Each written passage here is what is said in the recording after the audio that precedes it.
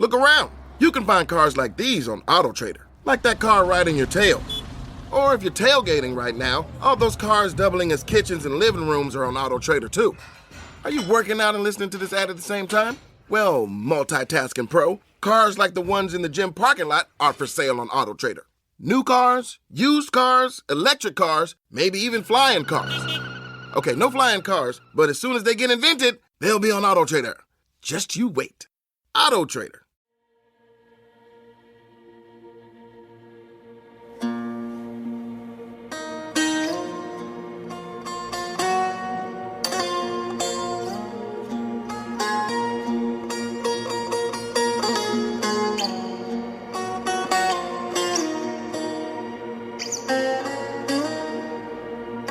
This is Fortune's Wheel, a podcast history of the late Middle Ages, and I'm Jonathan.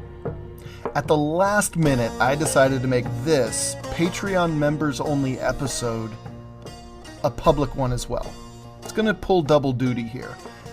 I don't know. I love the content, so it'd be great if I could share it with more people. So that's kind of a driver here, but I feel that about all of my Patreon episodes.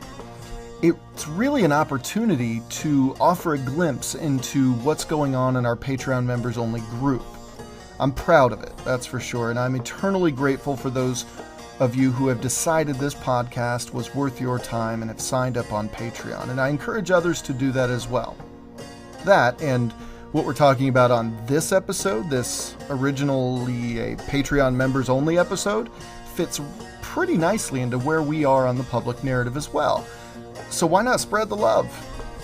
And finally, I know on the last episode I set up a major character in the story of the Norman Conquest of England that we would get to on this episode, episode 89. But again, this just fits really nicely, I mean, pretty perfectly actually, and it adds to this person's context. So please be patient. We will hear his story on the next one, I promise. So here we go. This Patreon episode 11, doubling as episode 89 on the public podcast, is entitled Malcolm in the Middle. I hope you enjoy the show.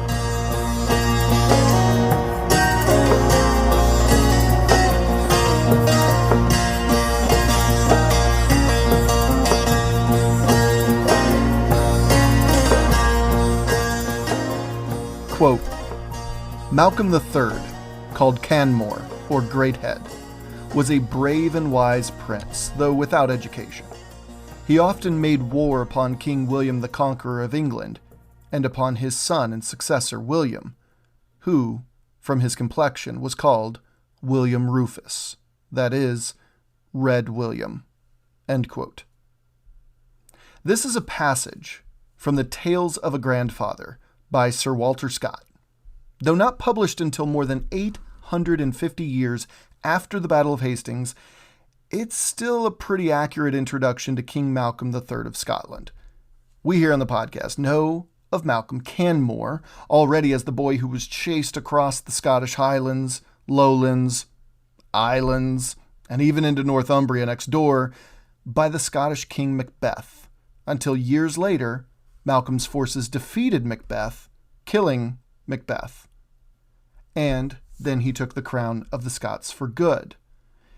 Well, that was the year 1058. Not only did Malcolm Canmore's crowning end a long Scottish succession crisis, which, yes, did include the reign of King Macbeth, but according to Magnus Magnusson, in his book Scotland, The Story of a Nation, quote, it also marked the start of a highly formative period in the development of, and he has it in quotation marks, Scotland as a modern state, end quote. Now, Magnusson also mentions that it was during Malcolm Canmore's 35-year reign that Scotland's modern borders with England began to resemble what we see today, almost 1,000 years later. Magnusson says, quote, at this time there was no recognized border between the kingdoms of Scotland and England, end quote. Interestingly, the man they mocked as Big Head actually created a Scottish dynasty that would lead the Northern Kingdom for well over 200 more years. This dynasty, called either the Canmore dynasty, of course directly referencing its creator, but also as the House of Dunkeld a nod to Malcolm III's noble clan. See, as we know, it all started with the death, again, of King Macbeth, but honestly, it seems like the only reason we remember with any significance the historical Macbeth is due to the great bard himself, William Shakespeare. To me, Malcolm Canmore's story as a king really begins with the death of someone more or less lost to history, not Macbeth. In those days, Scotland, or as they just referred to themselves, the land of the Scots, was more of a description rather than a formal name. It was referred to in the records mainly as Alba, or even Scotia, depending on which language it was written in. In fact, the Scotland we know of today was still a collection of Gaelic clans, maintaining order in the various regions. And no wonder. Scotland is a land of breathtaking beauty. Enormous white peaks, craggy slopes, high-altitude bogs, and a climate that matched the gruffness and hardiness of its inhabitants. To hold such a land together would take immense influence, wealth, and respect, begrudging or not. Now, this death I spoke of, the one that, in my very humble opinion on the matter, really kicked off Malcolm's reign as a net positive for the region, was from the farthest northern reaches of Scotland, actually. Now, the thing about Scotland is that it's not just a mainland. You know, the northern mountainous third of the entire island. It actually extends off coast on 3 sides a considerable way. And in the far north, there was a series of rocky islands we, and they 1,000 years ago, call the Orkneys. And the Orkneys were at the time led by a powerful chieftain named Jarl Thorfinn the Mighty. As Magnusson explains, we don't exactly know when this Jarl Thorfinn the Mighty died. Sometime between, we think, 1057 and 1065. I know, that's quite a gap. But that detail is far less important when compared to its implications. See, when Thorfinn the Mighty died, the Orkneys became vulnerable. And Malcolm Canmore recognized this and made a move to consolidate the disintegrating earldoms into his purview. Malcolm had made a move to marry either Thorfinn's widow or daughter. The records aren't actually decided on those. Her name was Ingbjorg, and she was the bridge connecting the farthest Orkney communities with the mainland kingdom. But that's not all she gave to Scotland. She ended up giving birth to 2 boys, Duncan and Donald, of the House of Dunkeld, of which Donald the youngest would die in 1085, while the oldest, Duncan, would one day become King Duncan II. With the Northern Territories quelled, Malcolm Canmore could focus on more important matters on the mainland. No longer would the very Norse Vikingur go raiding coastal Scottish communities, which was an ever-present concern for Scots everywhere. And the Orkneys were no longer under the direct control, by the way, or even influence of the Norse king, as after the death of Hardrada, Norway had their own worries about the succession of their king. If you remember, Earl Siward was the powerful Earl of Northumbria under Canute, Harold Harefoot, Harthacnut, and King Edward, who was instrumental, this guy, in keeping Malcolm Canmore alive while he was on the lam from King Macbeth as an adolescent. But in 1055, Siward died, leaving Northumbria in disarray for a short time. Now, King Edward of England elevated Tostig Godwinson to the rank of Earl, and as we know, that went over like a lead balloon with the Northumbrians.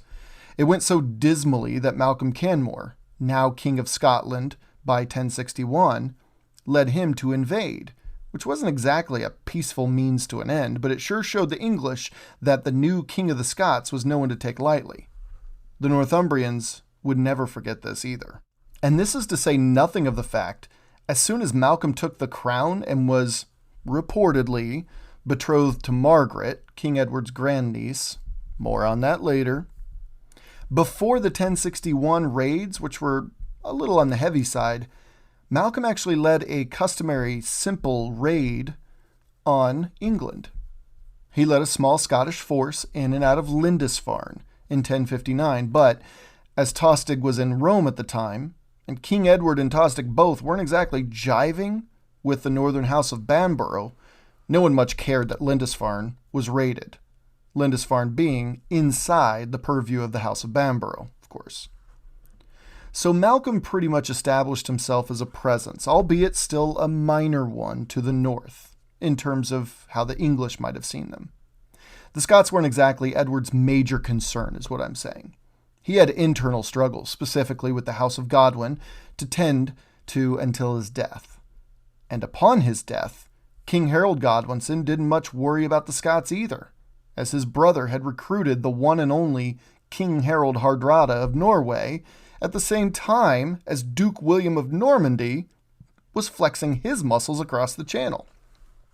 And when William defeated Harold Godwinson, well, his attentions, that is William's attentions, couldn't afford to drift further than a few miles from any given location he found himself in, because the English erupted in rebellion, seemingly everywhere he turned, like for years. This we all know from the public podcast. Now, King Malcolm III of Scotland, between the years 1059 and 1069, well, he was virtually free to continue his reign in relative peace. England was occupied to his south, Norway was reeling from the loss of Hardrada, Ireland was just getting out of the little tailspin that the death of Brian Boru caused decades earlier, and Denmark was simply reveling in the fact that Norway was no longer threatening them daily, as they had for almost 2 decades. Despite hearing news from all these places, Scotland was actually fairly nicely up, doing pretty well up until around 1070.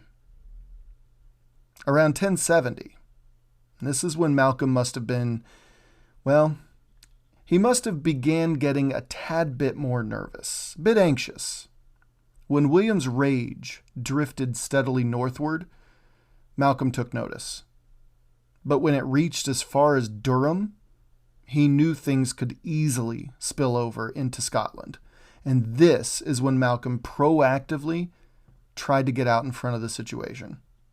He had already given a quarter and diplomatic immunity of sorts to William's rival to the throne of England, that is, Edgar Atheling. But Malcolm chose to finally follow through with something in 1070 that firmly placed him at odds with the mighty King William I. Though the records are wishy-washy on the whole betrothal to Margaret thing.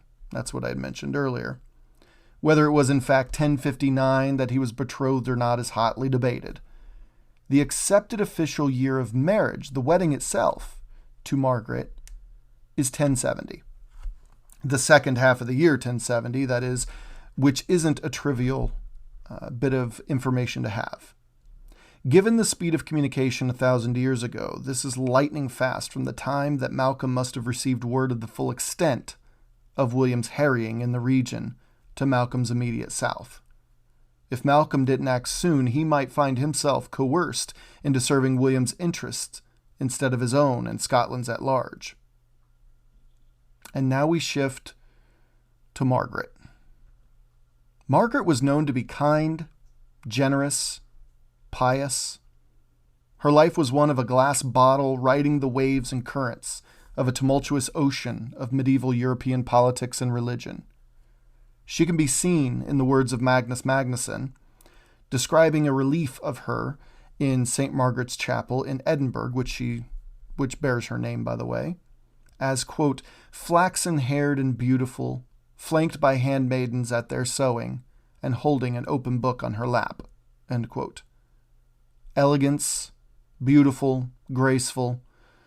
Well, those are a few more adjectives that could and have described Margaret. Today, Scots also know her as the Pearl of Scotland. The Tales of the Grandfather says the following about her, quote, she was an excellent woman, and of such a gentle, amiable disposition that she often prevailed upon her husband, who was a fierce, passionate man, to lay aside his resentment and forgive those who had offended him. End quote. Margaret, essentially, at least in tradition, acted as Malcolm Canmore's counterbalance. Remind you of another royal wife in our narrative by chance? This daughter of Edward the Exile was born not in Scotland and not in England, but in the Kingdom of Hungary. She was born in exile. Her father was exiled after King Canute the Great took the throne of England and threatened the family of his then-deceased rival, the legendary Edmund Ironsides, her grandfather. Her first language was Hungarian. She took her first communion in Hungary, and she was raised in the same court that navigated the horribly treacherous waters that existed between the Holy Roman Empire and a rising Poland, as well as refugees from the deadly succession crises occurring in Kiev at the time.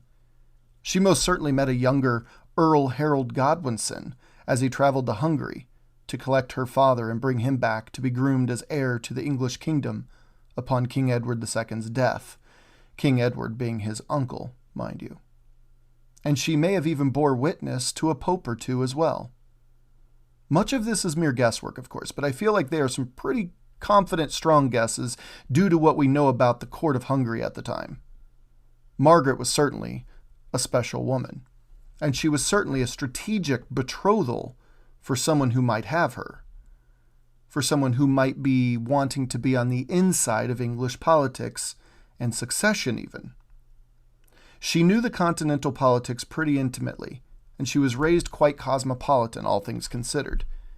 Hungary was certainly coming along as a top-shelf power in the 11th century, albeit they would remain eclipsed by the Holy Roman Empire to their west and north, and the Eastern Roman Empire to their east and south. There's no question that, by the time she reached England in the early 1060s, she was quite the catch, especially considering she was known for her refinement and beauty as well. Scotland seems pretty lucky, it seems to me, to count her among their own, even down to today. But when she married Malcolm III of Scotland, things weren't so certain, or promising. In fact, with the likes of William of Normandy inching ever closer to their southern border, both Malcolm and Margaret, and the rest of the Scottish kingdom for that matter, couldn't guarantee what the future would hold for them. Remember, Margaret, again, was the daughter of Edward the Exile, making her also the sister of one Edgar Atheling, the young man already voted king in 1066, and who willingly gave it up to William. Upon this action outside London in late 1066, as we know, William made Edgar Atheling and his whole retinue, including Earls Morcar and Edwin, mind you, along with others, his quote-unquote honored guests. He returned to Normandy in early 1067 and paraded them around the duchy as the spoils of war, the former heirs to the nobility of England, whom he'd quelled and now controlled. Margaret joined her brother Edgar on this whirlwind propaganda tour on the continent, which put her within reach of many big names at the time. William, of course, and his Queen Matilda of Flanders, their children, Robert Curthose, Richard, William Rufus, and so on, one William Fitzosborne, maybe even the King of France himself, or the chronicler and fanboy William Poitiers. These folks are all in the running for the people who Margaret came across, or could have come across, was in the presence of even, or even formally met, I don't know. Margaret was worldly in ways that Malcolm Canmore simply wasn't. Where Malcolm was illiterate, Margaret is said to have been able to read and write. Magnuson writes of her, quote, "She enjoyed the rich trappings of royalty, but she also spent many hours in prayer and fed the poor regularly and washed their feet," end quote. Where Malcolm busied himself with war and politics, Margaret busied herself, when she wasn't giving birth to one of their 6 sons and 2 daughters, that is, with the people of Scotland. And not necessarily only the Scottish, mind you. The Tales of the Grandfather once said, quote, "A very great number of the Saxons who fled the cruelty of William the Conqueror retired in Scotland, and this had a considerable effect in civilizing the southern parts of that country. For if the Saxons were inferior to the Normans in arts and in learning, they were, on the other hand, much superior to the Scots, who were a rude and very ignorant people. No doubt the number of Saxons thus introduced to Scotland tended much to improve and civilize the manners of the people," end quote. Not my words, don't shoot the messenger. Now, to what degree this is true, I'm not sure, but it does indicate a sense that with the merging of Scottish and English royal families during the time of the Conquest, mainly, there was also a merging of two long-separated peoples. She might have served as a royal buffer, especially in her approach to the poor. Margaret would go on to lead movements to renew and rebuild the churches in Scotland, all over, modernizing them and making them appealing for foreigners to come and create lasting communities of learners and monks.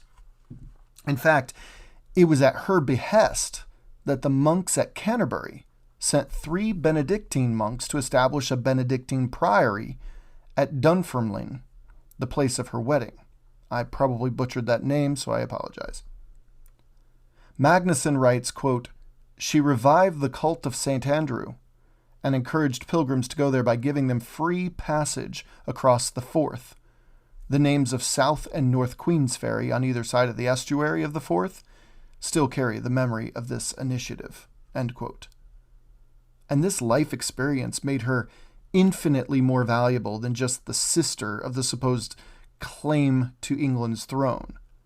Sure, she had the blood of Edmund Ironsides and King Ethelred II coursing through her veins, but she was culturally and experientially linked in many ways that mere genetics couldn't even begin to compare to. Margaret had life experiences, she had insight, she had knowledge, and she also had an even bigger heart.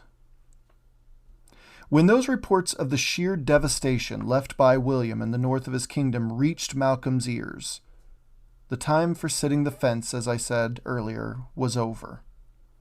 He had given Edgar Atheling a couch to crash on for a couple years now, ever since the party returned from Normandy on display like they were a dangerous yet tamed menagerie in a zoo. And it was time to finally throw his hat in the rink, if anything, to declare once and for all that the Scottish borders was simply not a line to cross. By giving safe harbor to Edgar Atheling, he merely stated that he wished to stay relevant on the island. However, by marrying into Edgar Atheling's own family, he was throwing his lot in banking on the fact that his progeny might one day succeed to the throne of England, implying that Edgar Atheling should be on the throne of England, not William. See, this marriage was more than just a marriage to a royal, or at the time even just a noble, English house. This marriage was a declaration of war, in a sense. A cold war, but war nonetheless. There was one problem, though, that must be solved before his marriage to Margaret would take place, however. Malcolm III was currently married to Ingebjorg, again, the daughter of a powerful local Scottish chieftain from the Orkneys. But before anyone gets excited about some new side quest in the narrative we're all about to embark upon, Malcolm, well, some say, simply divorced Ingebjorg.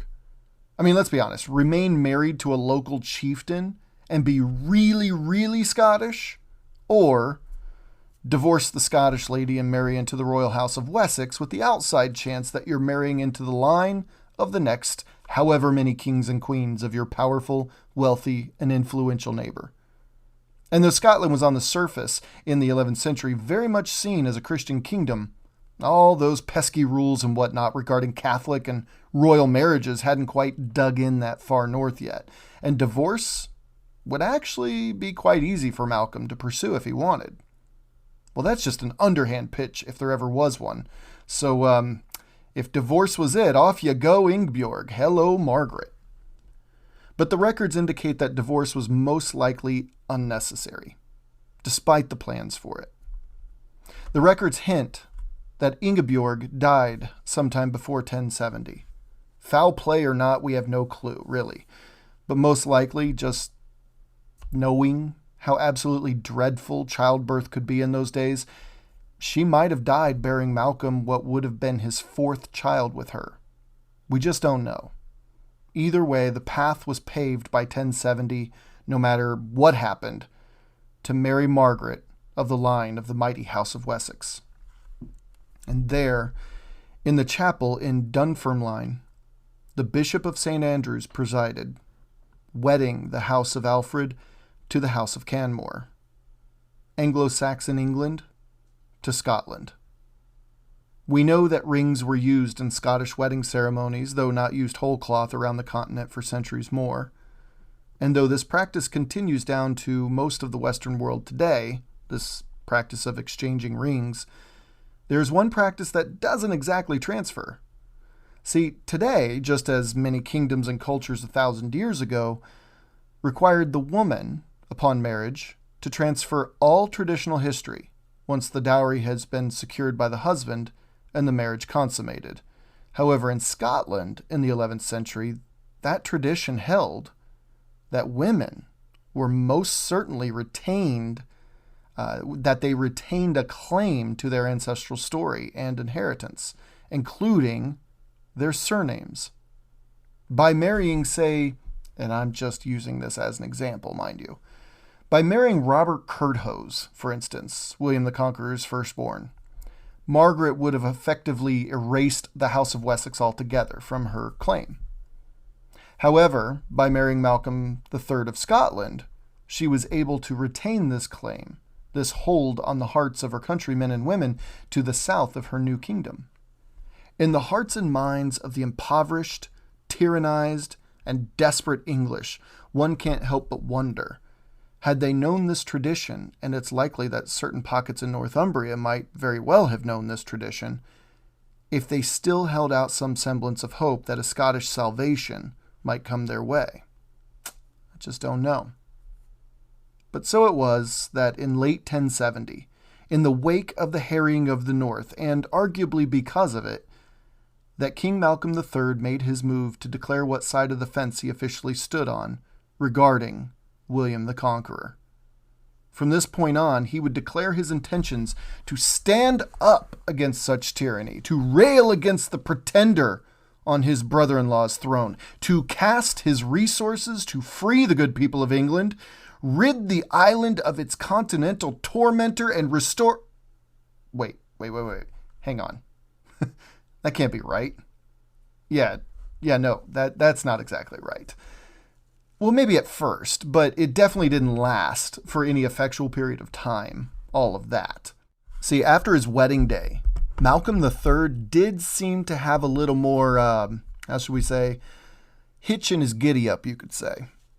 In fact, he almost immediately threw his hat into the ring and raided Northumbrian borderlands west of Durham, just to test the waters, to see how William responded.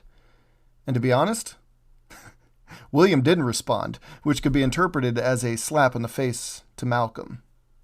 So, Malcolm sent Edgar Atheling and some Scottish warriors back into Northumbria to raid and try to rally support for Edgar's re-emergence as a real rival to the throne. The problem there is that even if they actually found Northumbrians to try to convince to support them, as many of them were already dead as we know, they were so badly shaken, these Northumbrians, that they weren't so eager to join forces against William again. The harrying really did a number on the minds of the English, especially the further north you went. Besides, as Magnus Magnusson writes, Malcolm's actions in the north between 1070 and 1072, quote, did little more than add to the cruel devastation of Yorkshire, end quote. Didn't really think that one through, did he? However, Malcolm's small-scale raids on William's northern borders did eventually alert William to the potential long-term problems that Scotland represented.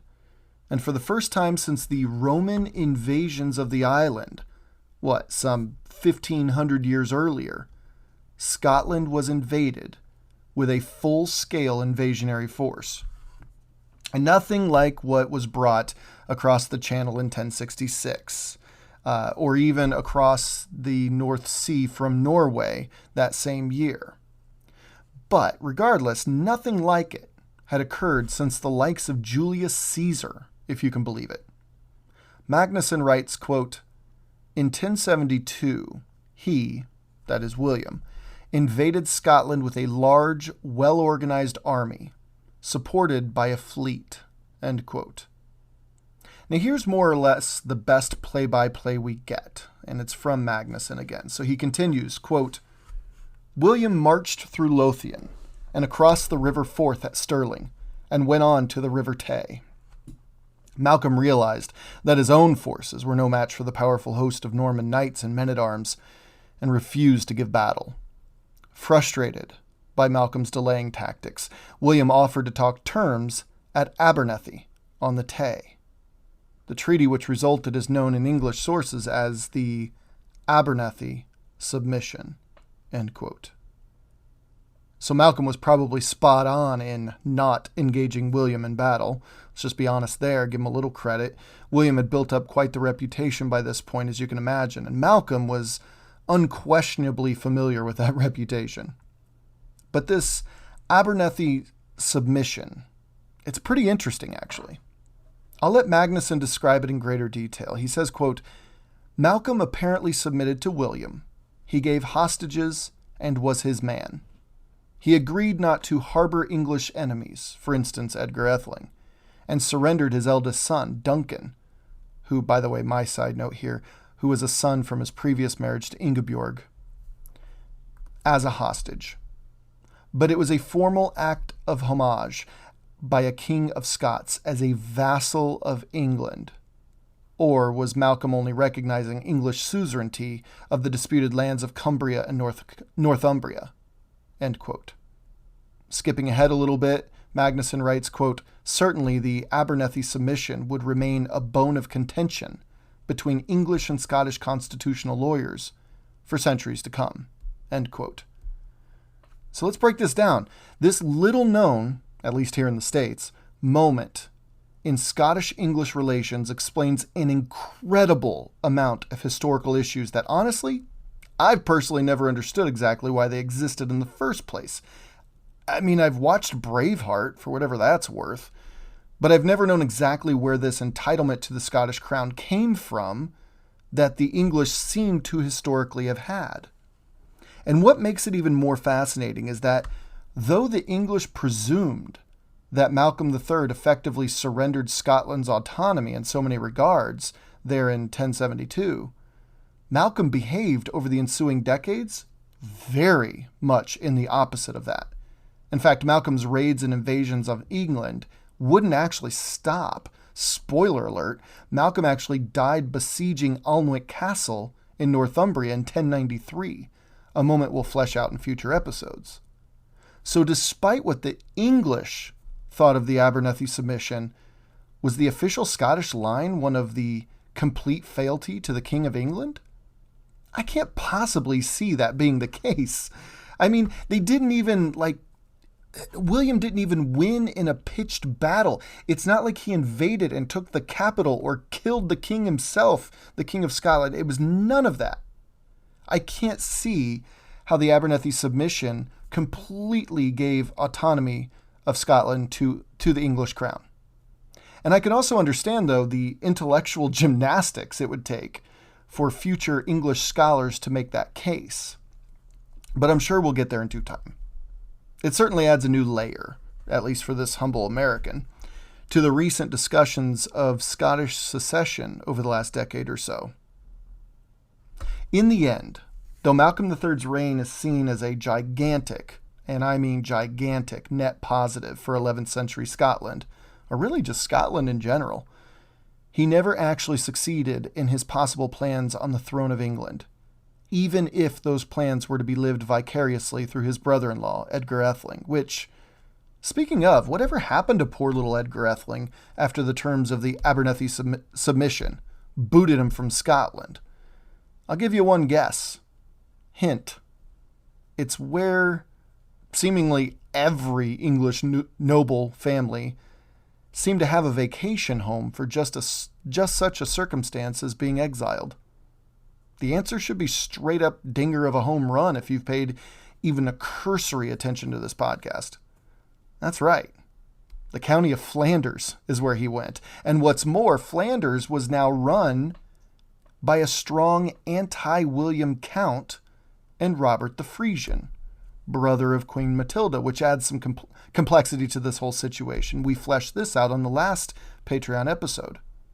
For 2 years, Edgar hung out with Robert the Frisian, if anything, just to piss William off to no end. And in 1074, further evidence, mind you, supporting the idea that Malcolm III never actually submitted his kingdom to William's overlordship, Edgar Atheling in 1074 was actually invited back explicitly from Malcolm III, invited back to Scotland for fresh rounds of raiding and scheming against the crown of England. Malcolm's story, however, still has many, many years to play out, and we'll explore his life and contributions to the overall narrative of the Norman conquest of England as we go on the public podcast. Now, suffice it to say that his marriage to Margaret, though, was one that will have lasting impacts on European history in ways that rival, in my opinion, William and Matilda's own contributions to the royal families of Europe over the next several centuries. As Magnuson says, quote, Malcolm Canmore will always be overshadowed, in Scottish eyes at least, by the woman who became his second queen sometime between 1069 and 1071. Margaret, a princess of old Saxon royal house, who would become Scotland's only royal saint. That's right, saint. End quote. It was Margaret who is said, according to Magnuson, to either carry the credit or the blame for what's been called the Anglicization of both the Scottish Church as well as the Scottish culture. And for what it's worth, that may be a fair statement, and they may both equally be right. Regardless of where you stand, the marriage of Malcolm III and Margaret was a powerful one in medieval Europe, and we will be narrating their legacies for quite some time in our overall narrative. Thank you for listening. Until next time.